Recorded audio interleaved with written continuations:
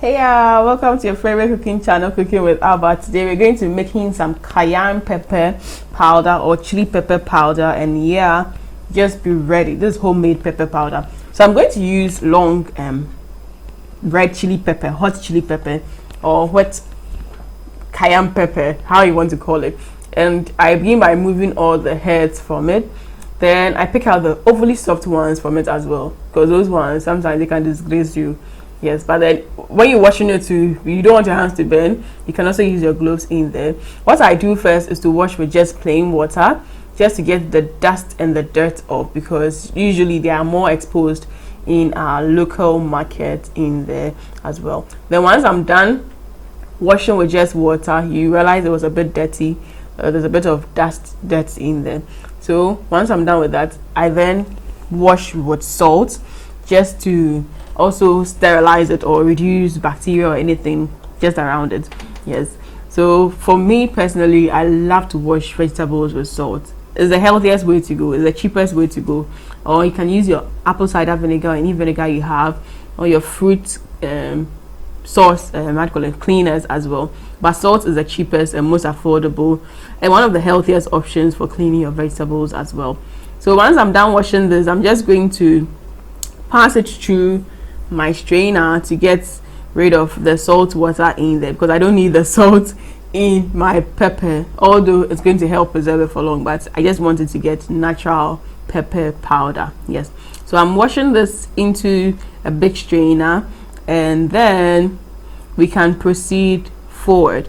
So usually you can decide to dry this in the sun and just go with it. So usually I have this isamtam, or your flour. You see, the flour usually comes in cloths, flour sacks or flour bags. Those are a bit heavy. You can just put it on a flat surface which is high up, because you don't want dust to go also in there, and you can dry it in the sun. There's more sun available to us in Africa, and so you can do this, and it takes about 3, 4, 5 days to dry up as well. You can also keep it in your baking sheet once the water has been absorbed by the cloth. Another way to go about this, which is the best way, is to pour some hot boiling water over your pepper before you dry. This is the best way. This is how to retain the color of your powdered pepper. If you go about just drying it like that, you finish and the pepper's color will be way darker, or a bit not vibrant red like it was originally. And so if you want to preserve the color of it, you'd have to blanch it, and by blanching you're going to use hot water over it. Usually boiling hot water works for just 5 minutes and it's done. You can do it directly on fire, but you may have or risk overly cooking your pepper, which is not the best.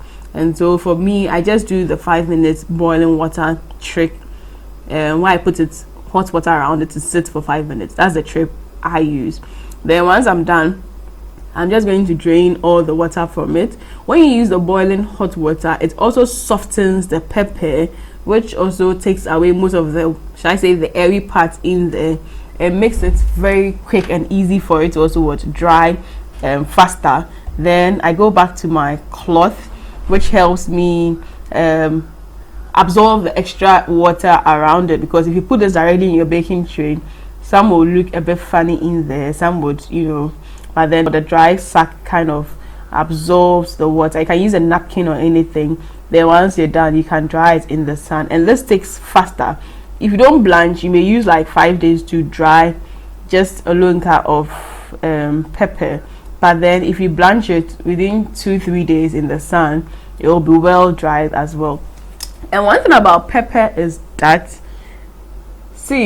you see this whole thing big and spacious and all those things. By the time you are done, you get like 1/3 or even less than that of it, because it's going to shrink so much. And when you are drying in the sun, please make sure that you have a height way above the ground, so that dust and all those things don't go in, ants and things don't also come in as well. You can also use your oven to dry it, which can do that within just a day, to just finish the drying and get all the moisture out. You want your pepper to be making this noise once it is done. Yes, so you want to get the crunchy feel of the pepper, and when you hold it or when you crush it with your hand, it should be flaking and then falling apart. That tells you that your pepper is actually ready. If it's still gummy and a bit moist, it has to go into the oven, because the moisture that you retain in there is the moisture that's going to let your pepper get cold early. And then once you're done, you put it into your mill and then you blend it all up. You can use your regular mill, or you can use any commercial blenders to blend it as well, and you're going to end up getting your pepper powder, which is all smooth and nice.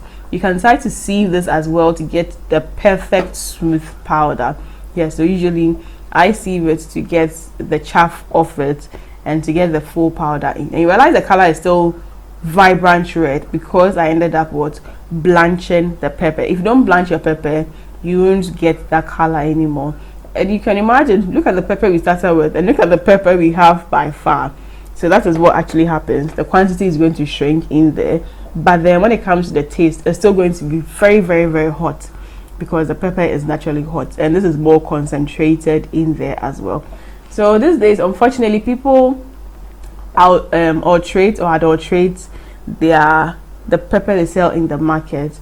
So if you're buying pepper from the open market these days, they are concerned. Sometimes they've just added color, they've added other things just to increase the quantities as well. So you can just do this at home, and then you can know that, oh, I have this there, and these are natural stuff which you can guarantee because you did it and you know what you went through to get it into the best quality. So usually I just separate the very rough from the very smooth. The very rough, when you're doing your shito and all those ones, you can leave them in. The smooth, when you're doing your spice wraps and all those ones, you can have it in there. See how beautiful the color is? Yes, that is what you get from using good quality pepper and then blanching it as well. So once you're done, I'm just cleaning the ends of the seal properly, and then I take out the excess moisture or air in there, and then I seal it up. So this, you can travel with this anywhere. This you can also keep in your kitchen whenever you're ready. You can just use, you can keep it in your glass or your spice containers as well. And yeah, this is about your powdered pepper, your chili pepper, your cayenne pepper. Yeah, this is one way to go about it. Now you can also do the same with your bell pepper or your pakoshito. So this is a small pepper. This is pakoshito, and you can also use the same for your habanero pepper, your green pepper as well. So you can do your green pepper powder as well, and as usual, you just have to wash it first, then you wash it with salt, then you drain the water. If you don't blanch it, you won't get the color properly. So in this one, I didn't blanch it, I just dried it as it was, just to let you see what I was talking about. So yes, I got the pepper powder, but then it wasn't looking green. Yes, so that is what can actually happen. This is just to show you what can happen, and doesn't mean we always do red pepper. You can do yellow pepper powder because we have yellow peppers. You can do red, you can do green, all the colors are available. You can use it as well. So this is how to go about your homemade pepper powder. Wash your peppers with clean water, wash it with salt water, then do well to drain off all the water as much as possible. And once that is done, then you can then go and proceed to working on the drying process. If you've not yet subscribed, if you've not liked this video, please support us, show the love, let us know that we are doing the right thing, let us know we are on point, let us know that we are making impact with your support as well. Show the love, show the love, show the love. So yes, once I'm done, I just poured it out on my cloth. You can use your napkin or any cotton absorbent fabric to help you absorb the water. Now these have a bit of air in there, and so they take a while. If you are doing normal sun drying, you'd have to start drying at maybe around 8 when the sun is coming up till around 4 when the sun is virtually gone.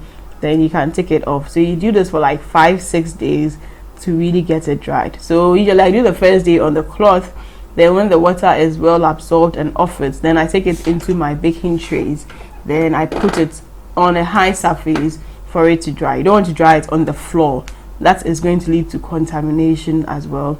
And then you can also decide to dry it in the oven if you want more speed. Now listen to the sound of it. This is the sound of well dried pepper. And then I'm going to proceed to what? Blending it. The sound of well dried pepper. You realize the color is browning because I didn't blanch it. I didn't pour the hot water over it. And so when you blend it, yes, you're not going to get that green look anymore in there. So this is one thing about peppers. It's always good to blanch it.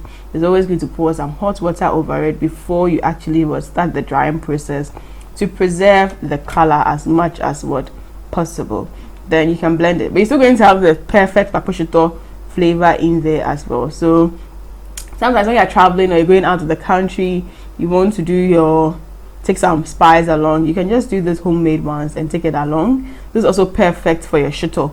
Yes, when you're doing your shito at home and all those ones, your green pepper sauce and all those ones, you can use this in. And then I sieve it to get the smooth from the rough. Yes, so the rough is usually the skin, which was not well blended by my blender, just to get that chaffy one, and I get the very smooth ones as well. Then I just proceed to packaging it.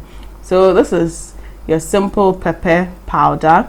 Yes, the paposhito powder in here, which you can also try and replicate at home. Take out all the air from the pouch, and then you can seal it. You can keep it in your glass jars or your glass containers or your spice containers as well. I hope you did learn a lot from this video. Till I see you in the next food video, do live life to the fullest, be joyous, be merry. Lots of love for my team and I.